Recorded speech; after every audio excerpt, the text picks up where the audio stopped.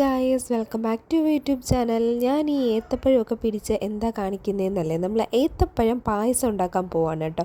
അപ്പോൾ ഞാൻ ഏത്തപ്പഴം ആദ്യം നന്നായിട്ട് പുഴുങ്ങിയെടുത്തിട്ടുണ്ട്. അതിനുശേഷം പുഴുങ്ങിയ ഏത്തപ്പഴം മിക്സിയിലിട്ട് നന്നായിട്ടൊന്ന് അരച്ചെടുത്തു. ഇതെനിക്ക് കല്യാണത്തിന് സമ്മാനം കിട്ടിയ ഉരുളിയാണ് കേട്ടോ. അപ്പോൾ ആ ഉരുളിയിൽ ഞാൻ ഒരു 2 സ്പൂൺ നെയ്യ് എടുത്തിട്ട് നമ്മുടെ ഈ അരച്ച് വെച്ചേക്കുന്ന ഏത്തപ്പഴം അതിൽ ഇട്ടിട്ടുണ്ട് കേട്ടോ. ഞാനൊരു 3 ഏത്തപ്പഴമാണ് എടുത്തിട്ടുള്ളത്. അതിനുശേഷം അത് നന്നായിട്ടൊന്ന് ഇളക്കി കൊടുക്കുക. കുറച്ചൊന്ന് തിക്കായി കിട്ടുമ്പോൾ നമ്മൾ അതിലോട്ട് പാലൊഴിക്കുക. ഞാനിവിടെ തേങ്ങാപ്പാലൊന്നുമല്ല, പശുവിൻ പാലാണ് എടുത്തേക്കുന്നത് കേട്ടോ. അപ്പോൾ അത് ഒഴിച്ചിട്ട് നന്നായിട്ട് ഇളക്കി കൊടുക്കുക. നമ്മൾ അടപ്പായസമൊക്കെ ഉണ്ടാക്കുന്ന പോലെ കൈവിടാതെ ഇങ്ങനെ ഇളക്കി കൊടുത്തുകൊണ്ടിരിക്കുക കേട്ടോ.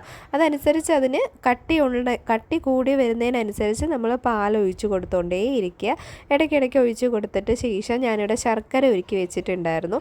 മധുരത്തിനനുസരിച്ച് ശർക്കരയും കൂടെ ഒഴിച്ച് വീണ്ടും നമ്മൾ നന്നായിട്ട് ഇളക്കി കൊടുക്കുക കേട്ടോ. ഏകദേശം ഞാനൊരു 1.5 ഗ്ലാസ് പാലോളം ചേർത്തിട്ടുണ്ടായിരുന്നു കേട്ടോ. നന്നായിട്ട് ഇളക്കി കൊടുത്ത് നല്ല കുറുകി വന്നപ്പോഴത്തേക്കും മധുരം കുറച്ച് കുറവായ പോലെ തോന്നി. അങ്ങനെ ഞാൻ കുറച്ചുകൂടെ ശർക്കരയൊക്കെ ഒഴിച്ചിട്ടുണ്ട്.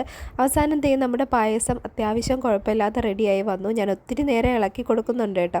അത്രയും നേരം വീഡിയോ എടുത്ത് ലെങ്ത്ത് കൂട്ടണ്ടെന്നുള്ളത് കൊണ്ടാണ് അത് കാണിക്കാതിരുന്നത്. അപ്പോൾ എന്തായാലും നമ്മുടെ പായസം പാകത്തിന് കിട്ടിയിട്ടുണ്ട്. അങ്ങനെ നമ്മുടെ പായസം അങ്ങോട്ട് മാറ്റി വെച്ചിട്ട് വേറൊരു പാത്രത്തിൽ നെയ്യ് ഒഴിച്ച് തേങ്ങാക്കൊത്തിട്ട് കൊടുക്കുന്നുണ്ട് കേട്ടോ. തേങ്ങാക്കൊത്തിട്ടൊന്ന് മൂപ്പിച്ചതിന് ശേഷം അതിൻ്റെ കൂട്ടത്തിൽ നമ്മുടെ മുന്തിരിയും അണ്ടിപ്പരിപ്പും കൂടെ ഇട്ട് നന്നായിട്ട് മൂപ്പിച്ചതിന് ശേഷം നമ്മുടെ ചൂടാറിയിരിക്കുന്ന ആ പായസത്തിലോട്ട് അങ്ങ് ചേർത്ത് കൊടുക്കുക കേട്ടോ. അപ്പോൾ പായസത്തിലോട്ട് ഇടുന്ന വീഡിയോ എനിക്ക് എടുക്കാൻ പറ്റിയില്ല. കൂടി ഇട്ടിട്ട് നന്നായിട്ടൊന്ന് മിക്സ് ചെയ്ത് കൊടുക്കുക കേട്ടോ. കുറേ കാലം കൊണ്ടുള്ള ആഗ്രഹമായിരുന്നു ഈ ഒരു നേന്ത്രപ്പഴ പായസം അല്ലെങ്കിൽ ഏത്തപ്പഴ പായസം എന്നുള്ളത്.